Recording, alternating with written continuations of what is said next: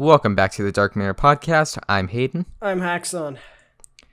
and today we are going to be reading Noend House. Well, I'm Q. reading Noend House. All right. The only notable thing about this one, other than that it's a really popular creepypasta, is that it was turned into a 6-part miniseries in the cult TV show Channel Zero, which sadly was taken off the air, I'm pretty sure, either last year or 2 years ago. Sometime. I don't care. I mean, they had the creator of Chucky working on the show as a writer. And now the creator of Channel Zero is now working on the Chucky TV show along with him, so they're possibly best buds. Anyway. So this story is split up into 3 parts. Shit. Well, that's why. Yeah, shut the fuck up. Alright, let's start. Let me start by saying that Peter Terry was addicted to heroin. Hell This yeah. went from 0 to 100 real fucking quick. We were friends in college and continued to be after I graduated. Notice that I said I. He dropped out after 2 years of barely cutting it. After I moved out of the dorms and into a small apartment, I didn't see Peter as much. We would talk online every now and then. AIM was king in pre-Facebook years. Or AIM. Whatever the fuck. There was a period where he wasn't online for about 5 weeks straight. I wasn't worried. Wait. He was... Did you just say you didn't know what AIM was? Yeah, no, I don't. It's a really old messaging program. Well, no wonder I don't fucking know what it is. He was a pretty notorious flake and drug addict, so I assumed he just stopped caring. Then one night I saw him log on. Before I could initiate a conversation, he sent me a message. Hey, Terry? Oh, David, my man, we need to talk. That was when he told me about the Noend house. It got that name because no one had ever reached the final exit. The rules were pretty simple and cliche. Reach the final room of the building and you win $500. There were 9 rooms in all. The house was located outside the city, roughly 4 miles from my house. Apparently, Peter had tried and failed. He was a heroin and who knows what the fuck addict, so I figured the drugs got the best of him, and he wigged out at a paper ghost or something. He told me it would be too much like for anyone. Zoinks. Like Zoink Scoop. That it was unnatural. I didn't believe him. I told him I would... You think the mystery gang would actually be able to complete Noend House? Oh no, they'd be raped. I didn't believe him. I told him I would check it out the next night, no matter how hard he tried to convince me otherwise. $500 sounded good to... $500 sounded too good to be true. I had to go. I set out the following night. When I arrived, I immediately noticed something strange. Something strange about the building. Have you ever seen or read something that shouldn't be scary, but for some reason a chill crawls down your spine? I walked toward the building, and the feeling of uneasiness only intensified as I opened the front door. My heart slowed, and I let a relieved sigh leave me as I entered. The room looked like a normal hotel lobby decorated for Halloween. The sign was posted in place of a worker. It read, "Room 1, this way, 8 more to follow. Reach the end, and you win!" I chuckled and made my way to the first door. The first area was almost laughable. The decor resembled the Halloween aisle of a Kmart, completed with chic ghost and animatronic zombies that gave a static row when you passed by. At the far end was an exit. It was the only door besides the one I entered through. I brushed through the fake spider webs and headed for the second room. I was greeted by fog as I opened the door to room 2. The room definitely upped the ante in terms of technology. Not only was there a fog machine, but a bat hung from the ceiling and flew in a circle. Scary. They seemed to have a Halloween soundtrack that would find in the night that you would... fuck me in the ass. They seemed to have a Halloween soundtrack one would find in a 99-cent store on a loop somewhere in the room. I didn't see a stereo, but I guess they must have used a PA system. I stepped over a few toy rats that wheeled around and walked with a puffed chest across to the next room. I reached for the doorknob and my heart sank to my knees. I did not want to open that door. A feeling of dread hit me so hard I could barely even think. Logic overtook me after a few terrifying moments, and I shook it off and entered the next room. Room 3 is where things began to change. On the surface, it looked like a normal room. There was a chair in the middle of the wood-paneled floor. A single lamp in the corner did a poor job of lighting the area, casting a few shadows across the floor and the walls. That was the problem. Shadows. Plural. With the exception of the chairs, there were others. I had barely walked in the door and I was terrified. It was at that moment I knew something wasn't right. I didn't even think as I automatically tried to open the door I came through. It was locked from the other side. That set me off. Was someone locking the doors as I progressed? There was no way. I would have heard them. Was it a mechanical lock that set automatically? Maybe. But I was too scared to really think. I turned back to the room and the shadows were gone. The chair's shadow remained, but the others were gone. I slowly began to walk. I used to hallucinate when I was a kid, so I wrote off the shadows as a figment of my imagination. I began to feel better as I made it to the halfway point of the room. I looked down as I took my steps, and that's when I saw it. Or didn't see it. My shadow wasn't there. I didn't have time to scream. I ran as fast as I could to the other door and flung myself without thinking into the room beyond. It's a fucking shadow. Yeah, but he didn't have one. Well, he's a fucking vampire. You're a bitch. The fourth room was possibly the most disturbing. As I closed the door, all lights seemed to be sucked out and put back into the previous room. I stood there, surrounded by darkness, not able to move. I'm not afraid of the dark, never have been, but I was absolutely terrified. All sight had left me. I held my hand in front of my face, and if I didn't know what I was doing, I would have never been able to tell. Darkness doesn't describe it. I couldn't hear anything. It was dead silent. When you're in a soundproof room, you can still hear yourself breathing. You can hear yourself being alive. I couldn't. He's in the void. What is this, Minecraft? I began to stumble forward after a few moments. My rapidly beating heart was the only thing I could feel. There was no door in sight. Wasn't even sure there was one this time. There was one this time. The silence was then broken by a low hum. I felt something behind me. I spun around wildly, but could barely even see my nose. I knew it was there, though. Regardless of how dark it was, I knew something was there. The hum grew louder, closer. It seemed to surround me, but I knew whatever was causing the noise was in front of me, inching closer. I took a step back. I had never felt that kind of fear. I can't really describe true fear. It wasn't Grab its dick and twist it. Twist his dick! I wasn't even scared I was going to die. I was scared of what the alternative was. I was afraid of what this thing had in store for me. Then the lights flashed for a second and I saw it. Nothing. I saw nothing, and I know I saw nothing there. The room was again plunged into darkness and the hum became a wild screech. I screamed in protest. I couldn't hear this goddamn sound for another minute. I ran backwards away from the noise and fumbled for the door handle. I turned and fell into room 5. He was then shot 27 times. Before I describe room 5, you have to understand something. I am not a drug addict. I have no history of drug abuse or any sort of psychosis short of the childhood hallucinations I mentioned earlier, and those were only when I was really tired of just waking up. I entered the Noend house with a clear head. After falling in from the previous room, I was shot 27 times. After falling in from the previous room, my view of room 5 was from my back, looking up at the ceiling.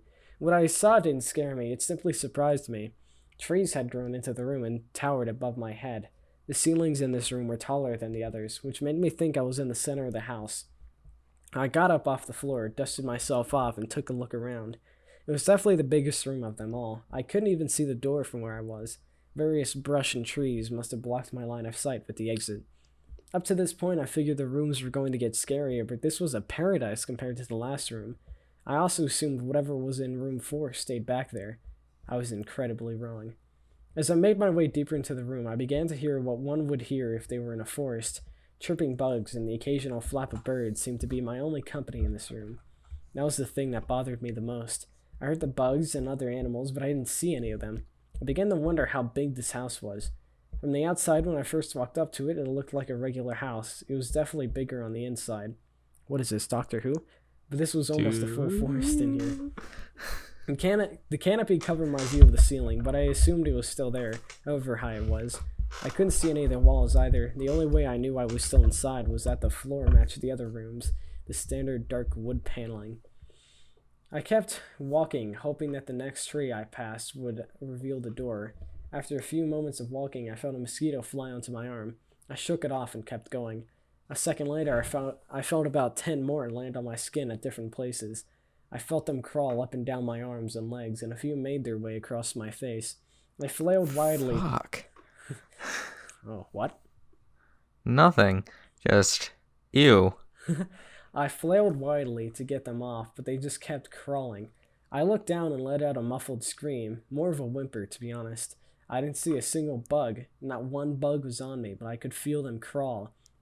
I heard them fly by my face and sting my skin, but I couldn't see a single one. I dropped to the ground and began to roll wildly. I was desperate. I hated bugs, That's especially only for ones. fire. I hated bugs, especially ones I couldn't see or touch. Yeah, but if you're rolling on the ground, you're gonna crush them. But these Drop, bugs, drop, and roll.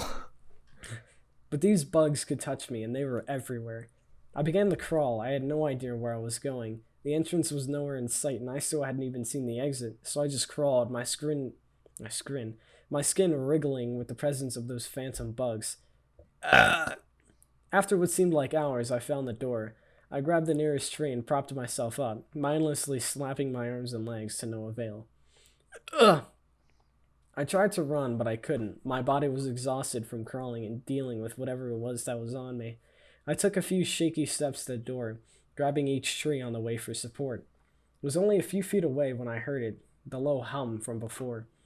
It was coming from the next room, and it was deeper. I could almost feel it inside my body, like when you stand next to an amp at a concert. The feeling of the bugs on me lessened as the hum grew louder.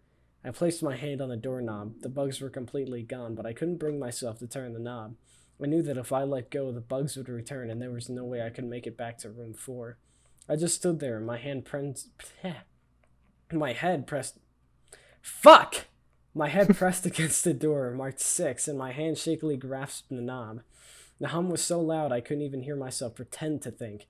There was nothing I could do but move on. Room 6 was next, and room 6 was hell. I closed the door behind me, my eyes held shut and my ears ringing. The hum was surrounding me as the door clicked into place. The hum was gone. I opened my eyes in surprise, and the door I had shut was gone. It was just a wall now. I looked around in shock. The room was identical to room 3, the same chair and lamp, but with the correct amount of shadows this time. The only real difference was that there was no exit door, and the one I came in through was gone. As I said before, I had no previous issues in terms of mental instability, but at that moment I fell into what I now know was insanity. I didn't scream. I didn't make a sound. At first I scratched softly. The wall was tough, but I knew the door was there somewhere. I just knew it was. I scratched at where the doorknob was. I clawed at the wall frantically with both hands, my nails being filed down to the skin against the wood. I fell silently to my knees. The only sound in the room was the incessant scratching against the wall.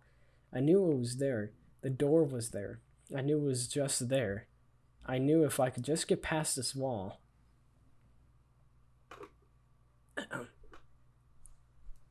Oh, Are you Are even you paying alright? attention? I just keep losing my place. Uh-huh. Say it again. Are you alright? I jumped off the ground and spun in one motion. I leaned against the wall behind me, and I saw that it was that oh. I saw what it was that spoke to me. To this day, I regret ever turning around. There was a little girl. She was wearing a soft white dress that went down to her ankles. She had long blonde hair to the middle of her back and white skin and blue eyes. She was the most He's afraid of little girls. What a little pussy. She was the most frightening thing I had ever seen, and I know that nothing in my life will ever be as unnerving as what I saw in her. While looking at her, I saw something else. Where she stood, I saw what looked like a man's body, only larger than normal and covered in hair. She's a trap. Oh god. He was naked from head to toe, but his head was not Shit. human and his toes were hooves. It wasn't the devil, but at the moment it might as well have been. The form had the head of a ram and the snout of a wolf. It was horrifying, and it was synonymous with the little girl in front of me. They were the same form. I can't really describe it, but I saw them at the same time. They shared the same spot in that room, but it was like looking at two separate dimensions. When I saw the girl, I saw the form, and when I saw the form, I saw the girl. I couldn't speak. I could barely even see. My mind was revolting against what it was attempting to process. I had been scared before in my life, and I had never been more scared than when I was trapped in the fourth room, but that was before the room 6. I just stood there, staring at whatever it was that spoke to me. There was no exit. I was trapped here with it. And then it spoke again. David, you should have listened. When it spoke, I heard the words of the little girl, but the other form spoke through my mind in a voice I won't attempt to describe. There was no sound. The voice just kept repeating that sentence over and over in my mind, and I agreed. I didn't know what to do. I was slipping into madness, yet couldn't take my eyes off of what was in front of me. I dropped to the floor. I thought I had passed out, but the room wouldn't let me. I just wanted it to end. I was on my side, my eyes wide open, and the form staring down at me. Scurrying across the floor in front of me was one of the battery-powered rats from the second room. The house was toying with me. But for some reason, seeing that rat pulled my mind back from whatever depths back from whatever depths it was headed, and I looked around the room. I was getting out of here, or there. I was determined to get out of that house and live and never think about this place again. I knew this room was hell, and I wasn't ready to take up a residency. At first, it was just my eyes that moved. I searched the walls up and down for any kind of opening. The room wasn't that big, so it didn't take long to soak up the entire layout. The demon still taunted me, the voice growing louder as the form stayed rooted where it stood. I placed my hand on the floor, lifted myself up to all fours, and turned to scan the wall behind me. Then I saw something I couldn't believe. The form was now right at my back, whispering into my mind, and now how I shouldn't have come. Fuck me. I felt its breath on the back of my neck, but I refused to turn around. A large rectangle was scratched into the wood, with a small dent chipped away in the center of it. Right in front of my eyes, I saw the large 7 I had mindlessly etched into the wall. I knew what it was. Room 7 was just beyond that wall, where Room 5 was moments ago. I don't know how I had done it. Maybe it was just my state of mind at the time, but I had created the door. I knew I had. Okay, losing your sanity is one thing, but $500 is $500, so... I mean... Room 7 was just beyond that room. Oh, yeah. I don't know how I had done it. Maybe it was just my state of... Oh, wait, I already fucking read that. In my madness, I had scratched into the wall what I had needed the most, an exit to the next room. Room 7 was close. I knew the demon was right behind me, but for some reason it couldn't touch me. I closed my eyes and placed both hands on the large 7 in front of me. I pushed. I pushed as hard as I could. The demon was now screaming in my ear.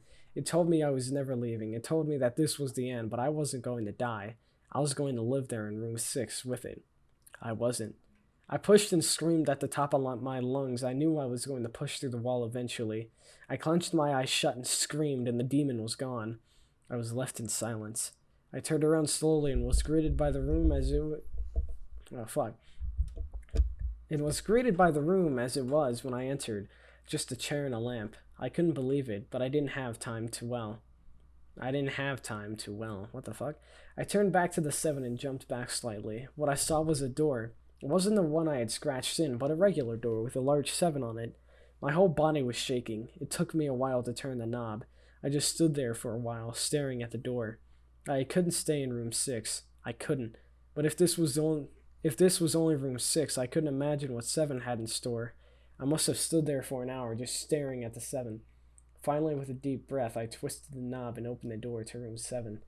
I stumbled through the door, mentally exhausted and physically weak. The door behind me closed, and I realized where I was. I was outside. Not outside like room 5, but actually outside. My eyes stung. I wanted to cry. I fell to my knees and tried, but I couldn't. I fell to my knees and tried, but I couldn't, I was finally out of that hell. I didn't even care about the prize that was promised. I turned and saw that the door I just went through was the entrance. I walked to my car and drove home, thinking of how a nice shower sounded. Well, fuck, where's the $500?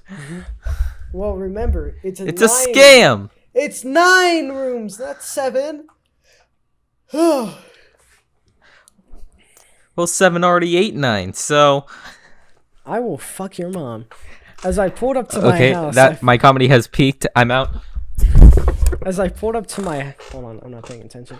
As I pulled up to my house, I felt uneasy. The joy of leaving Noend house had faded and dread was slowly building in my stomach. I shook it off as residual from the house and made my way to the front door. I entered and immediately went up to my room. There in my bed was my cat, Baskerville. What the fuck? Who names their cat fucking Baskerville? That sounds like a fucking town. Why is it Baskerville, not Bakerville? He was the first living thing I had seen all night, and I reached to pet him. He hissed. Wait a minute. I just realized what you meant by Bakerville.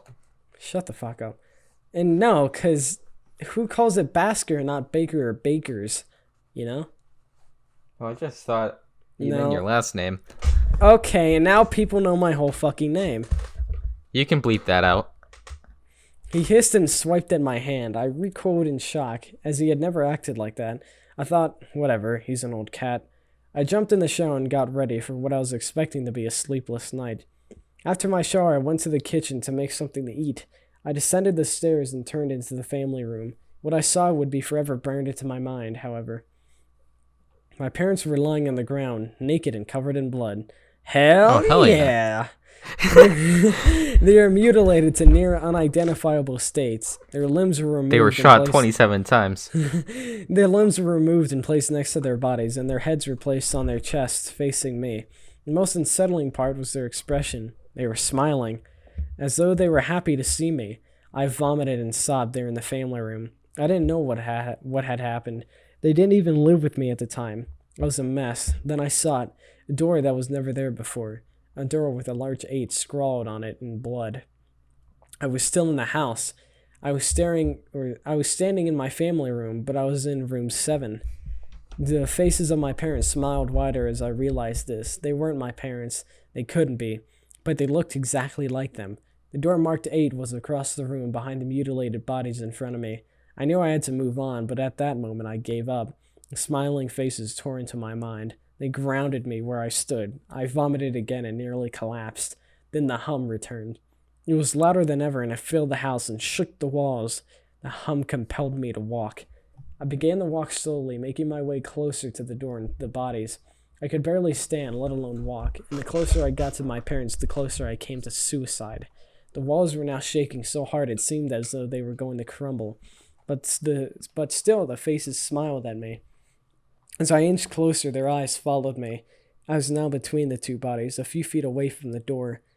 The dismembered hands clawed their way across the carpet towards me, all while the faces continued to stare. New terror washed over me, and I walked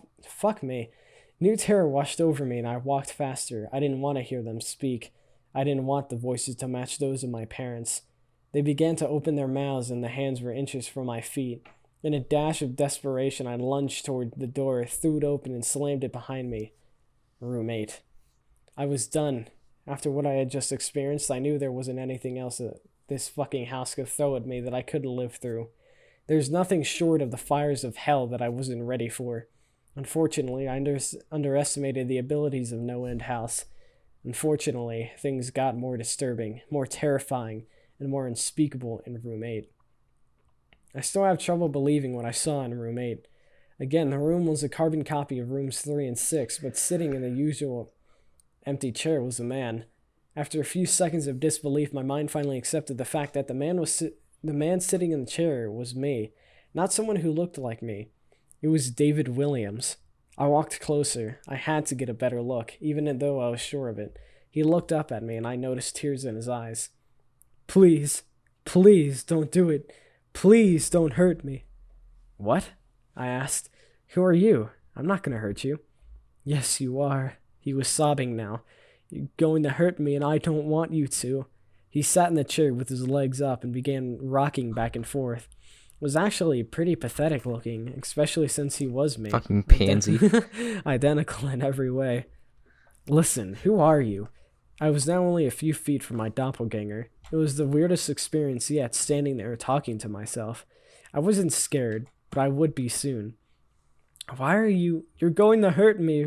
You're going to hurt me if you want to leave. You're going to hurt me. Why are you saying this? Just calm down, alright? Let's try and figure this And then I saw it. The David sitting down was wearing the same clothes as me, except for a small red patch on his shirt embroidered with the number 9. You're going to hurt me. You're going to hurt me. Please don't. You're going to hurt me. My eyes didn't leave that small number on his chest. I knew exactly what it was. The first few doors were plain and simple, but after a while they got a little more ambiguous. 7 was scratched into the wall, but by my own hands. 8 was marked in blood above the bodies of my parents, but 9... This number was on a person, a living person. Or still, it was on a person that looked exactly like me. David? I had to ask. Yes, you're going to hurt me, you're going to hurt me. He continued to sob and rock. Hell yeah, rock and roll. He answered to David. He was me, right down to the voice. But that 9, I paced around for a few minutes while he sobbed in his chair. The room had no door, and similarly to room 6, the door I came through was gone. For some reason, I assumed that scratching would get me to nowhere this time. I studied the walls and floor around the chair, sticking my head underneath and seeing if anything was below. Unfortunately, there was. Below the chair was a knife. Attached was a tag that read, "To David, from management." The feeling in my stomach as I read that tag was something sinister. I wanted to throw up, and the last thing I wanted to do was remove that knife from under that chair. Another David was still sobbing uncontrollably. My mind was spinning into an attic of unanswerable questions. Who put this here, and how did they get my name? Not to mention the fact that I knelt on the cold wood floor. I also sat in that chair, sobbing in protest of being hurt by myself. It was all too much to process. The house and the management had been playing with me this whole time. My thoughts, for some reason, turned to Peter and whether or not he got this far. If he did, if he met a Peter Terry sobbing in this very chair, rocking back and forth. I shook those thoughts. Okay, where would an actual exit it be? If the entire point is that they don't actually make it to the last room, how would they? How is there an actual exit? Because, well, where is the actual exit? I have a So feeling you can it's kinda quit the like challenge. room 6 to 7, but it's like if they scream "I give up" or something like that, a random door would appear to let them out or something along those lines. I don't fucking know. Where was I? I shook these thoughts out of my head. They didn't matter. I took the knife from under the chair, and immediately the other David went quiet. David, he said in my voice, what do you think you're going to do? I'm gonna kill myself. I lifted myself from the ground and clenched the knife in my hand. I'm gonna get out of here. David was still sitting in the chair, though he was very calm now. He looked up at me with a slight grin. I could tell if he was going to laugh or strangle me. Slowly, he got up from the chair and stood, facing me. It was uncanny. His height and even the way he stood matched mine. I felt the rubber hilt of the knife in my hand and gripped it tighter. I don't know what I was planning on doing with it, but I had a feeling I was going to need it. Oh, now. His voice was slightly deeper than my own. I'm going to hurt you. I'm going to hurt you, and I'm going to keep you here. I didn't respond. I'm gonna give you cuck and ball torture, David. No. I just lunged and tackled him to the ground. I had mounted him and looked down, knife poised and ready. Fuck me. He looked up at me, terrified. It was like I was the one. It's like I was looking in a mirror. Then the hum returned, low and distant. I still felt it deep in my body. David looked up at me as I looked down at myself. The hum was getting louder, and I felt something inside me snap. With one motion, I slammed the knife into the patch on his chest and ripped down. Blackness fell on the room, and I was falling. The darkness around me was like nothing I had experienced up to that point. Room 4 was dark, but it hadn't come close to what was completely engulfing me. I wasn't even sure if I was falling for a while. I felt weightless, covered in dark. Then a deep sadness came over me. I felt lost, depressed, and suicidal. The sight of my parents entered my mind. I knew it wasn't real, but I had seen it, and the mind has trouble differentiating between what is real and what isn't. The sadness only deepened. I was in room 9 for what seemed like days, the final room. And that's exactly what it was. The end. Noend house had an end, and I had reached it. At that moment, I gave up. I knew I would be in that in-between state forever, accompanied by nothing but darkness. Not even the hum was there to keep me sane. I had lost all senses. I couldn't feel myself. I couldn't hear anything. Sight was completely useless here. I had searched for a taste in my mouth and found nothing. I felt disembodied and completely lost. I knew where I was. This was hell. Room 9 was hell. Then it happened. A light. One of those stereotypical lights at the end of the tunnel. I felt ground come up from below me, and I was standing. After a moment or two of gathering my thoughts and senses, I slowly walked toward the light. As I approached the light, it took form. It was a vertical slit down the side of an unmarked door. I slowly walked toward the door and found myself back where I was standing, the lobby of Noend House. It was exactly how I left it, still empty, still decorated with childish Halloween decorations. After everything that had happened that night, I was still wary of where I was. After a few moments of normalcy, I looked around the place, trying to find anything different. On the desk was a plain white envelope with my name handwritten on it. Immensely curious, yet still cautious, I mustered up the courage to open the envelope. Inside was a letter, again handwritten. Oh, fuck you. David Williams, congratulations! You have made it to the end of Noend House. Please accept this prize as a token of great achievement. Yours forever, Management. With the letter were 5 $100 bills. I couldn't stop laughing. I laughed for what seemed like hours. I laughed as I walked up to my car and laughed as I drove home. I laughed as I pulled into my driveway. I laughed as I opened my front door to my house and laughed as I saw the small 10 etched into the wood.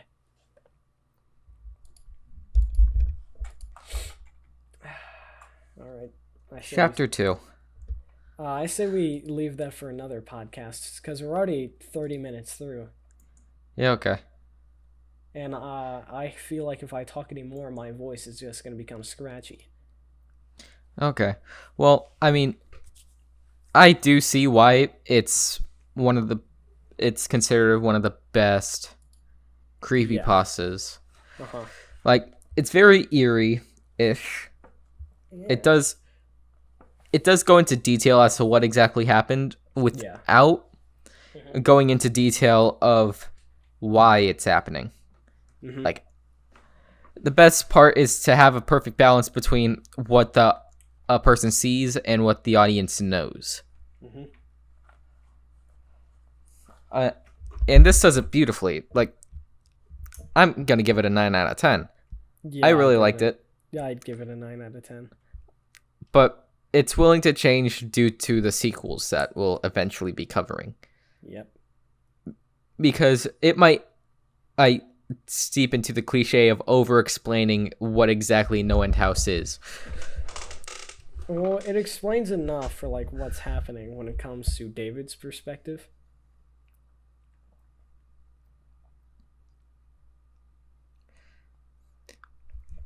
But why the fuck did you get quiet? I don't know. Damn. All right. I think for Noend House, you would want to see the Channel Zero thing, because that does a really good representation of it, as well as adding to the source material, or at least I think adding to the source material, because I haven't read the other chapters of it. I thought it was only just one. No, there are multiple. Yeah. But yeah, I'm still gonna give it a 9 out of 10. Mm-hmm. But as always, this has been the Dark Manor Podcast. I'm Hayden. I'm Haxon. Good night. And good luck.